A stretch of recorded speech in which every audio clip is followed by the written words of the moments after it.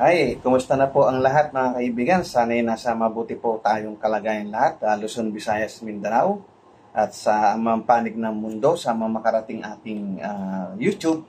Sana po ay magustuhan ninyo at kung isang thumbs up lang naman, tsaka follow na lang, subscribe or follow. Yan. So, ako nga po pala si Mr. Elordi Constantino, isa po akong content creator kay Facebook. Pero gusto kong mag-divert po ng pinaglilibangan. Yan. Isa po akong retired security guard po. Yan, para alam nyo rin po yung aking naging. So sa ngayon, wala po akong pinagkakakitaan. Kaya naisip ko dahil dito sa nangyayari sa ating lipunan ngayon, sa ating bansa, kaya gusto ko naman pong mag-share ng aking saloobin at pananaw. At sana po ay kayo din sa pamamagitan po ng aking content ay sana po ay magbigay din po kayo ng suggestion, at kung ano man po ang gusto nyong sabihin. Welcome po ang lahat dito, sapagkat dito po ay babalansihin po natin ang sitwasyon. Hindi po tayo hahanay po dun sa mga iba dyan na kung anong kanilang sistema.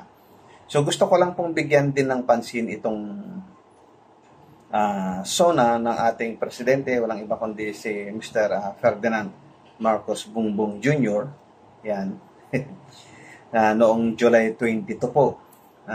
Dito nga po sa kanyang SONA ay dito niya po ibinulgar yung katiwalian sa kanyang gobyerno. Yan. Tama po ba yung narinig po natin sa kanya? So binulgar niya, siya mismo yung nagbulgar ng katiwalian po dito sa kanyang gobyerno. Yan. So gusto niyang buwagin yung katiwalian na nasa kanyang gobyerno. Kaya po sa pamamagitan po ng kanyang SONA ay inihayag niya na may mga katiwalian sa kanyang gobyerno. At yung nga po, lumabas nga po dito yung isang sangay ng gobyerno. Hindi lamang po kasi nung lumabas po yung sangay ng, lalo na particular po dito sa tumbukin na po natin, dito po sa DPWH. Yan. Nung lumabas po yung DPWH na pinakakurap na sangay ng gobyerno, ay nagkaroon po ng mga ugat. Tama po ba? Nagkaugat-ugat po yung DPWH eh. Kasi nagkaroon po ng sabwatan mismo. Di ba? Mula sa pinakamababang empleyado ng DPWH, pataas po yan. Hanggang sa pinakamataas ng DPWH. At hindi lang po sa DPWH, kundi nag-ugat pa po. Di po ba? Kasi hindi ka pwedeng makasingil ng kabayaran ng project ng DPWH kung hindi ka pupunta po dyan sa isang sangay ng gobyerno para ikaw ay maningil. Di po ba? At yung nung ikaw ay naningil, di po ba?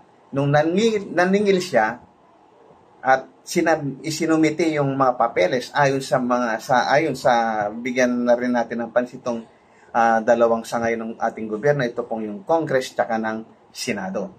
So doon po nakita natin na yung sabwatan po ay hindi po pwedeng hanggang DPWH lang, kasi si DPWH wala pong pera dyan. So nandoon po sa isang sangay ng gobyerno na kung saan doon nila kukunin yung kabayaran ng project. Tama po ba? Doon nila kukunin yung kabayaran ng project. At nung isinumiti nila yung mga requirements sa isang sangay na yan, ay binayaran po sila. Yan. Di po ba? So, maliwanag po na yung DPWH ay nagkaugat sa ibang sangay ng gobyerno natin. Base doon sa investigasyon ng komite ng sa Senado at siya ng Congress. So, yung dalawang sangay na yan, ay doon po natin nakita na nagkaugat-ugat po pala, di ba? Yung DPWH. Ultimo yung nagbibigay ng lisensya sa mga kontraktor eh. Sabit mga kaibigan. Hindi po ba? Sabit. Ang lupit, ang tindi. Sabit po yung sangay ng gobyerno na kung saan dapat sila po yung magme-maintain na yung kasiguruhan ng mga project na yan. Sila ay nagbibigay ng permit o ng lisensya ng mga kontraktor na yan. Sa pamamagitan po nun, ay matatakot po sila, baka sila po ay alisan ng lisensya. Pero hindi eh, di po ba? Isa sa mga official ng licensing na yan, eh, kasabwat din pala. Kasama rin doon sa nagbibigay ng lisensya at kasama rin po siya doon sa contractor. Ayan. Ang lupit mga kaibigan. Kaya matindi po ang nangyari. Sa pamamagitan po ng pagbubulgar, yan. Ang tawag ko dyan, ang pagbubulgar. Hindi naman doon sa mahiya naman kayo, kundi ang pagbubulgar. Yun po ang titulo pala ng ating discussion. Ang pagbubulgar ng katiwalian sa gobyernong Marcos. Yan. Di po? Tama po ba yan? So doon sa investigasyon po ng dalawang kasangay ng gobyerno, itong Congress at Senado, ay lumabas po yung mga personalidad, di po ba? Individual na personalidad. Mga prominent personalities, yan, ng sangay ng gobyerno, ay nadawit po sila. Hindi po ba? Nadawit, ay idinawit sila ng mga empleyado ng DPWH nung sila po ay pinagdadampot na at inimbitahan sa Kongreso at Senado, ay nagsalita po sila at may mga dinawit na po sila. Di po ba? Na mga congressman tsaka ng senador. So, yun po ay pending investigation pa rin po dyan sa nasa ombudsman na po yan, DOJ tsaka ombudsman tsaka ICI. Yan. So, ongoing po yan. So, hindi natin pakikialaman kung anong ginagawa. Ang pakikialaman po natin, ang pagkikwentuhan po natin, mga kaibigan, yung nangyayari na sa mga investigasyon at pagbubulgar na nangyari. Hindi po ba? So, may mga sa pamamagitan po ng investigasyon at pagbubulgar, inilagay na po sa immigration lookout yung mga prominent na politician, mga tao. Hindi po ba? Inilagay na po sila sa immigration lookout. Sino-sino yung mga kaibigan. So, pinangalanan din po nila kung sino-sino yung mga. Ito yung mga prominenteng politician, mga senador, Sen. Joel Villanueva, Jingo Estrada, dating Senate President Jesse Escudero, former Speaker of the House, si Martin Romualdez, yan. At saka si former Senator, sino yung isa? Alias Pogi. Hindi ko kasi masyadong familiar yung apelyido niyan. Si Bong Revilla. Yan. Bong Revilla, sa totoo lang, hindi ko binuboto. Pagka may mga kaso na po mga kaibigan, hindi ko yan binuboto. Sa totoo lang. May kaso na eh. Di po ba? Panalo man o talo, basta may kaso, ibig sabihin may alingas-ngas. Maring magaling lang yung abogado nila, kaya nalusutan nila. Basta may mga ganyan mga kaibigan, hindi ko na binuboto. Kaya hindi ko masyadong natatandaan yung mga pangalan.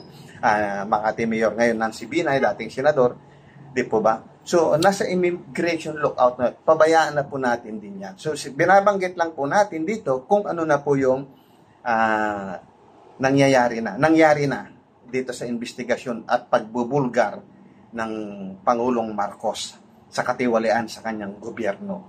Tama po ba yung mga pinagsasabi ko mga kaibigan? Dagdagan nyo naman kung kulang para pagka binasa ko po sa susunod pong talakayan po natin, malaman ko naman po kung ano yung mga kulang, kung ano yung sobra, kung ano pa yung dapat nating idagdag sa ating talakayan. So, ito po kasi nangyayari sa ating lipunan. So, matindi po.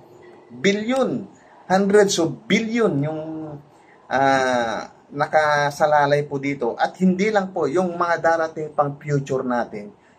Kaya nga po may mga nag-iingay na, di po ba? Nagkaroon na ng pag-aaklas, pagpapahayag ng kanilang saloobin noong September 21. At nagkaroon nga po ng pagpapahayag ng kanilang saloobin dyan. At sa iba't ibang parte ng Pilipinas, di po ba? At nagkaroon din po ng matinding gulo. Yan, during ng rally po noong September 21 na kung saan ay mahigit 200 kabataan yung pinagdadampot ng mga pulis dahil nga po sa sangkot daw sila sa panggugulo at paninira ng mga kagamitan po dyan na kanilang nadadaanan. Di po ba? So, yun po yung naging naging kasagutan, yun po yung naging epekto ng pagbubulgar ng ating Pangulo. Di po ba? So, nung binulgar niya yung katiwalian sa gobyerno, ay napakalaki po pala. Di ba? Talagang, sabwatan talaga, konkretong sabwatan yung kanilang pinagkagagawa. Kaya nga po naiuwi nila yung pera. Isipin mo maniningil ka ng pera, yung tumanggap, yung nag-release ng pera, hindi man nag-imbestiga. Di ba? Kasi tiwala na sila doon sa papel na sinumiti ng DPWH. Di po ba? Tama ba po yun, mga kaibigan? O mayroon din siyang kinalaman? Di po ba? So, iyan po yung mga nice nating malaman, mga kaibigan. So, ayan nga po, mga kaibigan, yung consequences or epekto ng pagbubulgar ng ating Pangulo sa katiwalian sa kanyang gobyerno. Di po ba?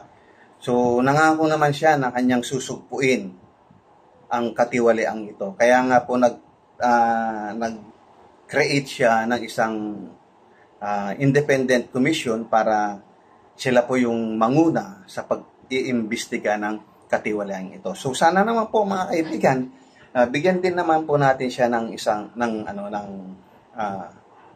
ang tawag dito, na paniwalaan naman po natin siya. Kasing term yung dapat kong sinabi, na bigyan naman po natin ng hindi tayo nagdududa, whatsoever term yan, nakalimutan ko, mga kaibigan. So bigyan naman po natin siya ng pagkakataon na ipakita na siya mismo yung nagpalabas ng nagbulgar ng katiwalang ito. So syempre siya rin yung maaaring magsawata ng kabulukan sa kanyang gobyerno. Kasi siya yung makapangyarihan sa ating gobyerno sa Pilipinas. Siya po yung may kapangyarihan, kaya siya rin po yung may kapangyarihan na buwagin yung katiwalian na nangyayari ngayon sa ating gobyerno. Yan. So, yun. So, yan ang isa sa ating mga hinihintay. At dahil nga po sa pagbubulgar na yan, ay nagkaroon po ng iba't ibang nag-aklas o nagprotesta dahil sa katiwalian na yan.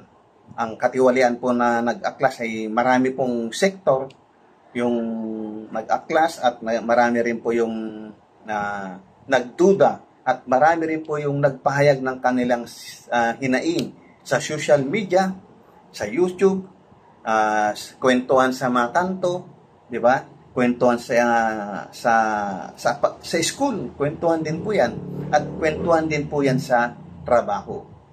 So lahat po ay nagkwentuhan patungkol dito po sa katiwaliang nangyayari sa ating bayan. Happy birthday Ayan. ng July Day. Happy birthday to you. Happy birthday, Noah. Ay, birthday ni Noah pala ngayon. Bukas? Bukas. Birthday pala. Mga kaibigan, ayan to, may birthday cake po na binigay sa atin. Yan. Timing. Sarap. Pwede bang kagatin? Blow mo na. Anong gagawin ko? Blow. Ha? Ay, yung kandila. Blow? Blow. Wish ko muna. Yan. Saya sa siya, guys.